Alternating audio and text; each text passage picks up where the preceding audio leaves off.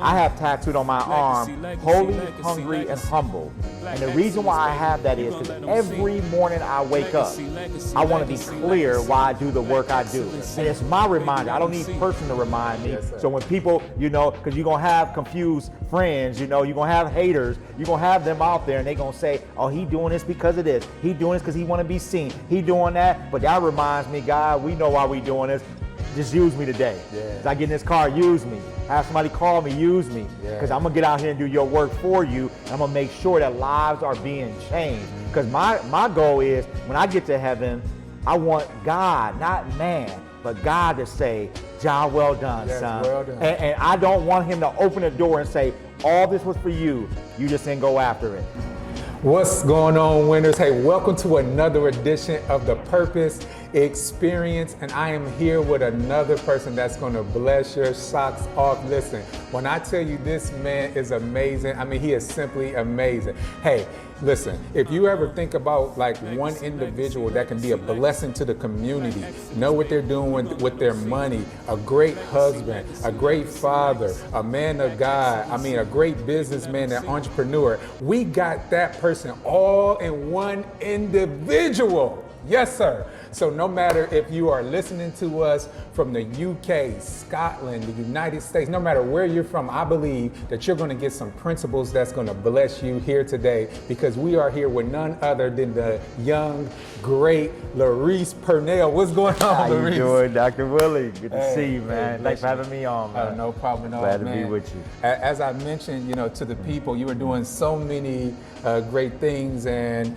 if we watch you on social, people may think that you probably just came out of a cannon and you were just successful out of nowhere. So if you don't mind, just kind of give the people like a snapshot of what you do. Yes, let them know what you do in general, but then give us a snapshot on how you got there. Okay. One, I want to give all honor to God just for putting and filling me with this purpose, because it's not my plan, but it's His plan. And when people see what they think is success, it's because He's in it. So sometimes, we put ourselves out there and don't give Him all the credit for what He does through us and in us. So I would just say, for me, I started doing this work, and a lot of it comes from, just the way I was raised. A single mother, if my father walked in this building or right in front of us right now, I wouldn't even know it was him. Growing up her raising us, with 3 other siblings, I always tell people we had so many candles in our house. I thought I had a lot of birthdays, we just didn't have lights, So growing up with those challenges, the reason I teach financial literacy is today because I watched us struggle. And I made a commitment that if I was educated in that area, that I would make sure that I not only educated my family to help us create legacies and generational wealth, but I would do that to the community as well. And when we talk about purpose, I feel it's my God-given purpose now, and it's a responsibility. I don't take it lightly. So when I do this, I don't take it lightly. It is a call. It is, if I don't do it, God gonna whoop me for it. So I better do it. So again, I do that work because how I grew up entrepreneurship.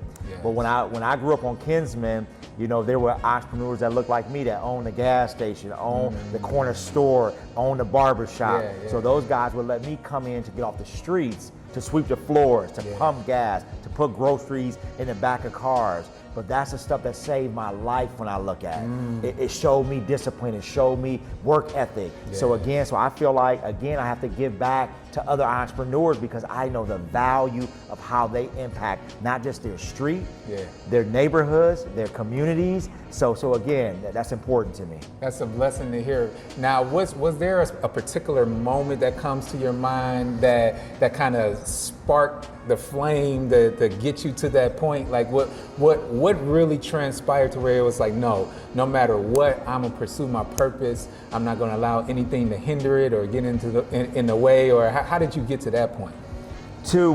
I have to give my Pastor Vernon, Dr. Vernon, a shout out for that, because he was at the point where he was writing books and putting it out, to the world, and he said, you need to write a book as well. Nice. And I said, a book? Like, it was nowhere on my radar, no consideration. So then I came out with the book, Financial Foundations. and did not realize what that was going to do. And when I put it out there, I just remember people, and at that time, Dr. Willie, I wasn't even on social media. I was against social media. Let me be clear. Right. I was against social media. Like, people would say, you need to get on social media, you need to get on social media, you're missing the boat. And I'm like, no, that's not my purpose in life right now. Then people would start telling me, oh, this person, famous person, posted your book. And I'm like, how did he get a book? Like, I'm not on social media. Where did he find it at? So again, I got on social media, started pushing it, and then, you know, I was invited to speak someplace one time, and that was my biggest fear in life, was to get on a stage and talk in front of people. So when people see me now, they're like, oh man, he loves to do that. He likes it, lights, the camera, action. You know, that's what he's all about. And they don't realize before I speak now, it's probably the most nervous time of my life. I deal with anxiety. I cringe. You know, I get nervous when somebody invites me.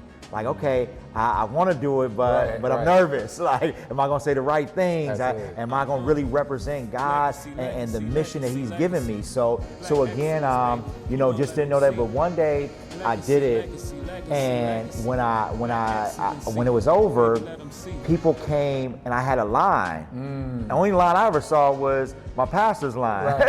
And I'm like, what is this about? But the line, it was not about the people acknowledging, you know, myself. It was about the questions. And when I saw, I realized, oh, this is ministry. This is another part of ministry. It's not just a ministry from the pulpit, but it's a holistic approach that was necessary. So the way they looked me in my eyes, and it was almost like they were hanging on for dear life when it came to their money. And the stories they would tell me, it's like when you hear, you know, Pastor Vernon talks about the family that comes and talks about, you know, cancer. When they come talk about they lost a child, well, they were talking about filing bankruptcy. They were talking about losing their homes. They were talking about losing their jobs or not being able to get insurance because they had bad credit. And I said, okay, hold on, what's going on here? And then from there, the rest is history. It continued to happen. And I realized that this was going to be a problem that was only not going to affect the word church, but it was going to affect people in our community. And like I tell you all the time, it doesn't matter the area code or the zip code, we are dealing with this nationally. Absolutely. Now that is so profound what you're saying, because what many people, and many of you were talking about this, what many people don't realize is that how you handle your money impacts you living in your purpose. Oh my Lord. Kind of talk to us about the importance of being able to really handle your money in such a way to where it doesn't get in the way. Or I was even just telling you a story earlier, right before we started recording, on how I made a financial decision that threw me off. So kind of talk to us about the importance of that. If you don't handle your money right, it could derail your purpose. It could set you back from your purpose. The timing can be off, and you can miss the opportunity, or you can miss God's plan, what He had for you. Because when the Word talks about, we know the Word is filled with the word wealth. It's filled with money. So it's like He makes us the lender and not the borrower. So it's like you got to put that into context of, if you don't have your money right, how it can affect you and His plan for you. So for me, you know, when I think about it, is I watch a lot of people miss the opportunity to walk in their purpose, to save for retirement. So that's a part of your purpose. It's to live and to enjoy your family, and to travel the world, and to experience different things. But my thing is, if you don't have that foundation, and that's why I know God to this day gave me the title Financial Foundations. Because if you try to build a house without a foundation, what does it do? It crumbles. It's gonna crumble. It's gonna crumble. So again, that's where I'm at. So again, I encourage people, that's where you start. If you don't put a financial foundation in place for a marriage, what's the number one leading thing to divorce? Money. So we can keep going and going and going. So what do you think that would do to your purpose if you have no finances? So it limits what God really has for you. And we know that's everything, because He owns everything. Absolutely. And our pastor often says something, you know, that blessed me the first time I heard it, but he said, poor people can't help poor people. That's right. Try to call Dominion and ask them, can you pray about your bill? I tried that. You know, I tried that, and I'm like, you know, I'm a man of God, and you know, and I even offered to pray for their family. It didn't work. Yeah, it got real cold in there, right? Yeah, I still had to pay my bill. That's right. That's you know, prayer is appreciated, That's but right. when it comes to the needs of the community, Right. you know, it is. Now, speaking of the needs of the community, I would be remiss if I was sitting down here having a conversation with Larice Purnell and did not talk to you about just your impact on the community.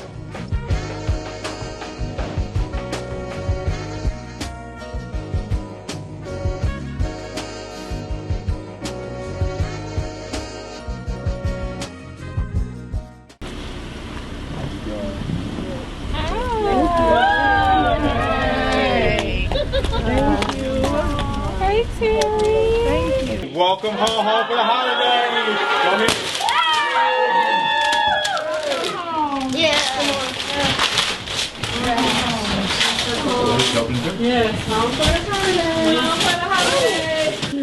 Thank you so much. Thank you.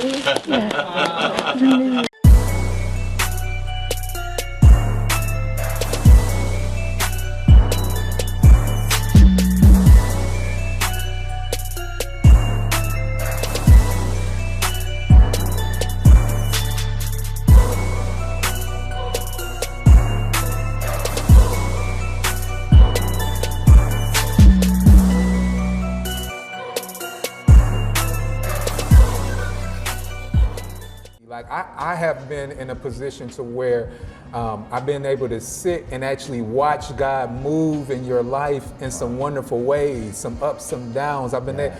Many people don't know that when I was a youth pastor, you were my chief of staff. You were the chief financial officer and my chief of staff, right?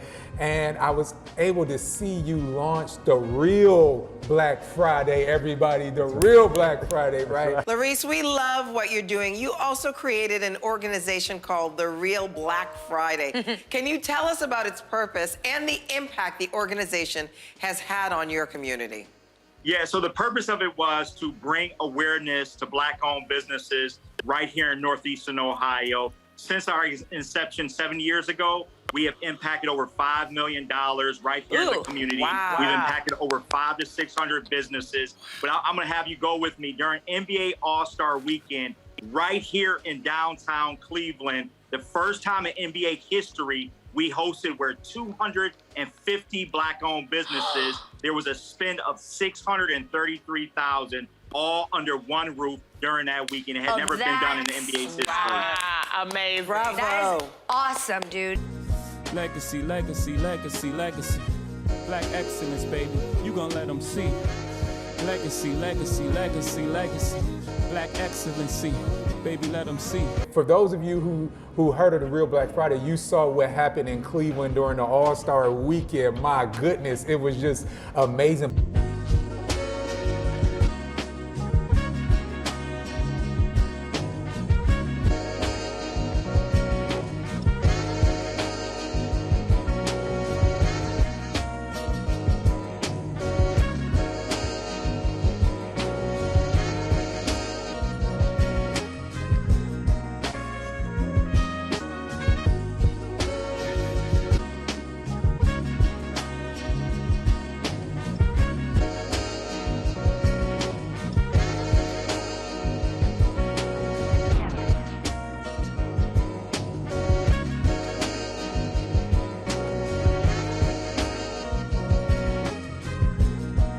Just want to thank you all again. I don't want to minimize. Whenever somebody gives you their time, their resources, or whatever you've provided to be here, I just want to tell you that I thank you on behalf of myself and my amazing team, The Real Black Friday.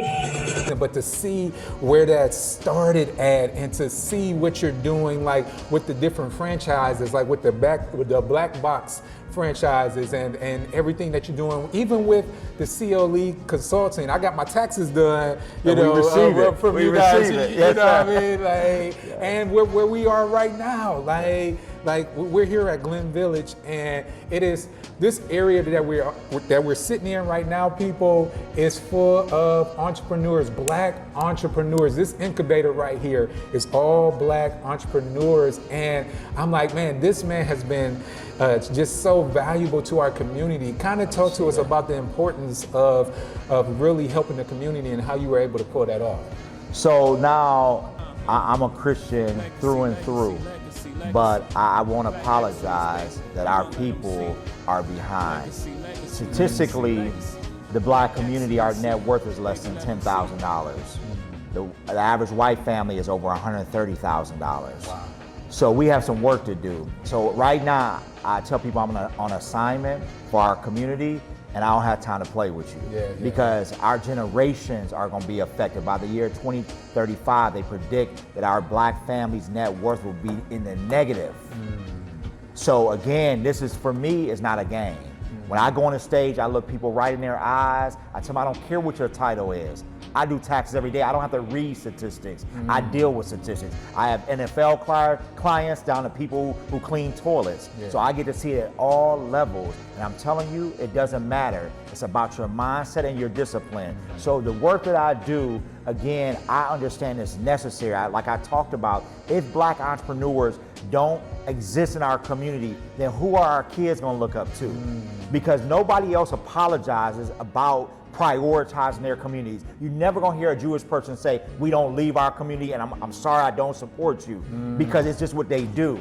You go into that Italian community, they support each other. I can keep going and going and going and going. But when it comes to us, we're being racist, we're being prejudiced because we support just our community. So again, right now, because of the statistics, I say it where I go now, everywhere I go, I say we are the first to be when it comes to bad stuff, and we're usually the last when it comes to good stuff. We got to switch that. We definitely, we come against that in the name of Jesus, and that's one of the reasons why we do what we do. You know, like the Purpose Experience is not just for you to be entertained, to listen to an interview. We want you to grab principles from the lives of ordinary individuals that God is doing extraordinary work through, right?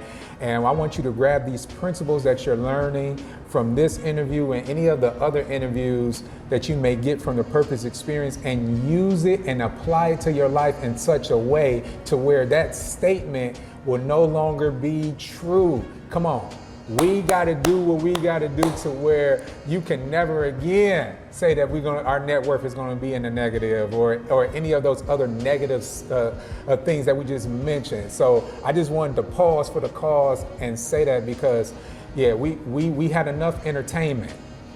You know, like it's time for us to, you know, start putting something in motion. Now, here's one thing I do want to say.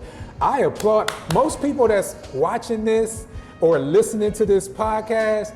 You guys are already doing the work necessary to help us make that shift. So what we want to encourage you guys to do is to stretch a little bit, you know, like for those things that's been on your mind and on your heart to really, you know, to do and to move forward in, we want to encourage you guys to go ahead and do that, right? Go ahead and do all those things that you've been dreaming about. And like, I love listening to Larice because if you can just tell just that enthusiasm and that passion just oozing out of you when you talk, because it's all up in here. And I believe you got something that's inside of your soul and inside of your spirit and in your heart that's dying to come out. And what we want to do is encourage you to go ahead and move forward and tap into that greatness that you already have inside of you. So I just wanted to, you know, pause and do my little rant real quick, but I say that jokingly, but it is a serious matter. Everything you just said is extremely serious, and if we don't continue to, you know, move forward, you know, like I don't want to be in a position where it's like, well, we told y'all that it was going to be negative. No, we can do something about that. That's right, and so I'll tell all y'all listening, it's your responsibility as you receive this great information from this episode and many others, to make sure you have a responsibility not to hoard the information. Yes. So we can't hoard our time, our talent, our treasures, and don't let your cousin and them get rocked to sleep. Come on. That's all I'm saying. So again, make sure you share this, because you don't know who needs this that ain't telling you that they struggling, that they can't pay their bills, that their marriage is on the brinks of divorce because of money. Because again, it's the number one leading reason. It's not communication, it's not sex, it's not infidelity, it's money. Wow. So again, let's make sure, y'all, and we as a community, cannot lead when it comes to poverty. We can't lead when it comes to poverty, and we play a responsibility. How much are your shoes that you got on? 150. 150. How much are your pants go? About 150. Okay, that's 150. 150 is 300. How much? Around 100. About 100. 100. I was 125. About 125. Yeah, I know. Okay, so that's 425. Here, I'm about to end here, y'all. Listen closely. No, get back up here, Billy. That's 425, right? $425. How much you make an hour? 15. 15? So 425 divided by $15 an hour. So what I want you to do is look at your outfit. Then I want you to look at how much you make an hour. Then I want you to ask yourself, it took you, that's 28 hours. Right. How many hours you work a week? Like 16. About 16. 2 weeks to pay for one outfit. So I want to ask you, what you wearing today and how long did it take you to pay for that outfit? Yeah. So if it took you got a $1,000 outfit, you make $20, and it took you 50 hours, and you worked 25 hours, that took you 2 weeks to pay for that one outfit, but you won't spend 1 hour changing your financial future. If you have a youth in your house and you don't talk about money, shame on you. How we gonna change generations? How we talking about hashtag getting the bag? What bag? We pass the empty bags? So I want to know what's in the bag. Right. I want to ask. I want to get on people's and hit them in their DM and say, what's inside that bag? It's like a Gucci bag that's empty. I'd rather have a plastic bag with $5,000. Yes, so it's like, what bag we talking about? Right. I'm excited, to continue to do this work. And I truly now, it's a confidence, even as nervous as I am, I realized my mentor said something to me. And he said, this is not arrogant. You lose you lose your humility, then God is going to deal with you. Right. I have tattooed on my arm, holy, hungry, and humble. And the reason why I have that is because every morning I wake up, I want to be clear why I do the work I do. Yes, and it's my reminder. I don't need person to remind me. Yes, so when people, because you're going to have confused friends, you're going to have haters, you're going to have them out there and they're going to say, oh, he doing this because of this. He doing this because he want to be seen. He doing that. But that reminds me, God, we know why we doing this. Just use me today. Yeah. If I get in this car, use me. Have somebody call me, use me. Because I'm going to get out here and do your work for you. And I'm going to make sure that lives are being changed. Because my goal is, when I get to heaven, I want God, not man, but God to say, job well done, son. Well done. And I don't want him to open the door and say, all this was for you. You just didn't go after it. So I'm glad, and I will challenge people out there.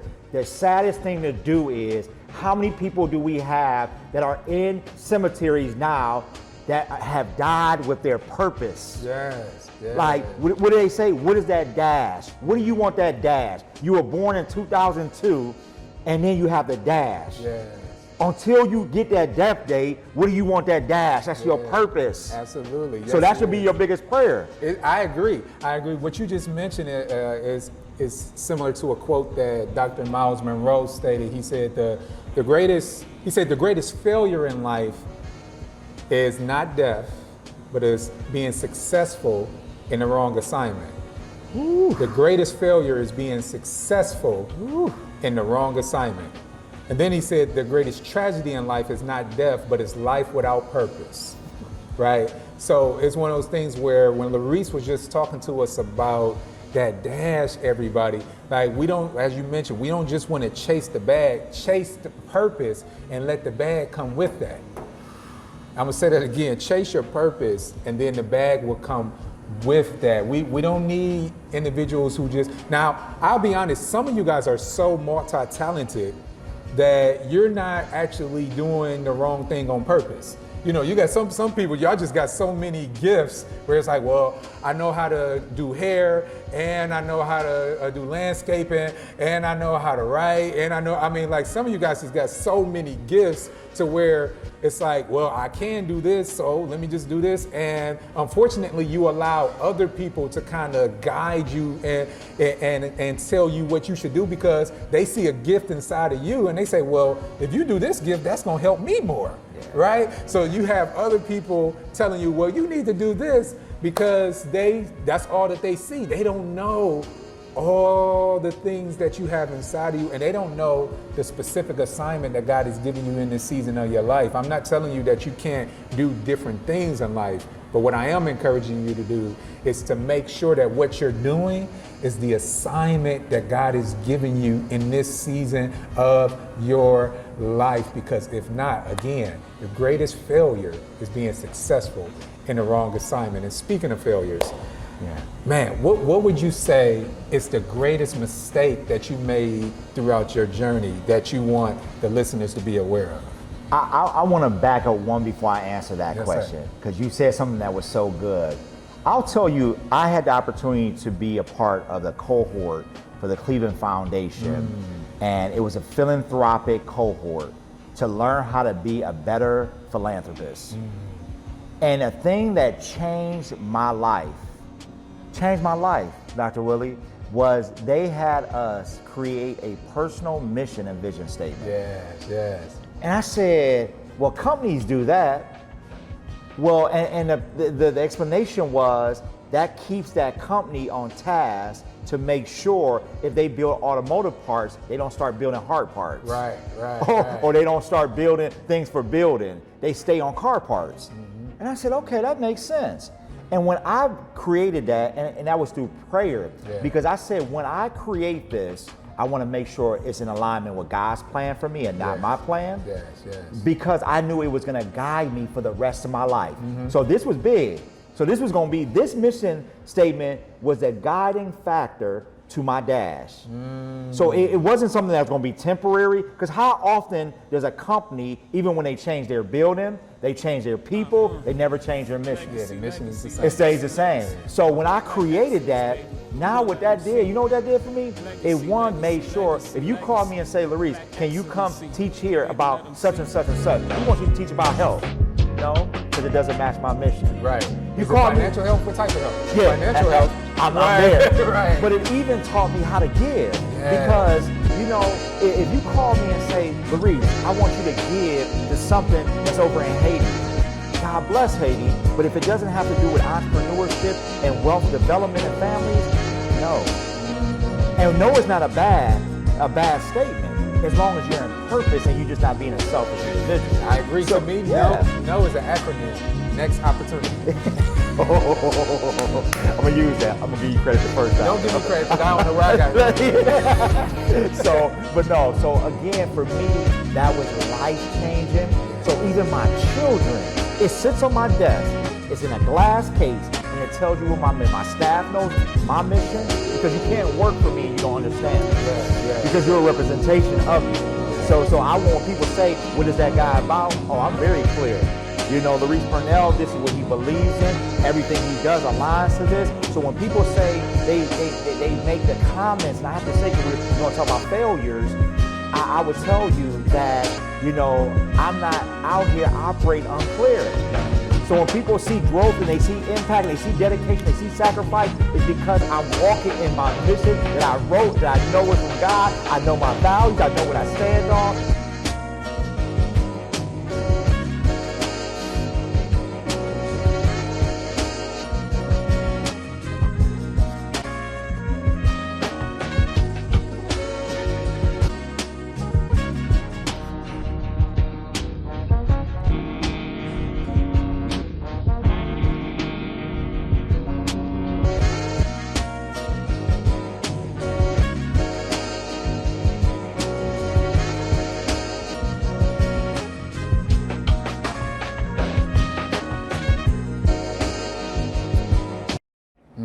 That is a blessing.